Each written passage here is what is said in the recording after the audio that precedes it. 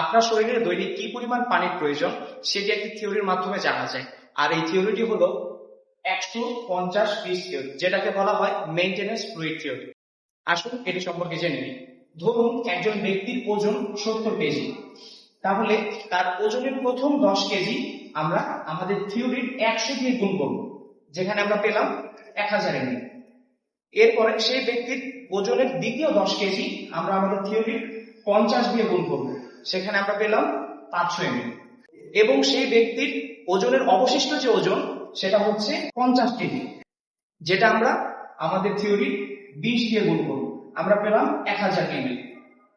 তাহলে একজন 70 কেজি ওজনের ব্যক্তির দৈনিক পানির প্রয়োজন 2500 ml। আমরা এটা যোগ করে পেলাম।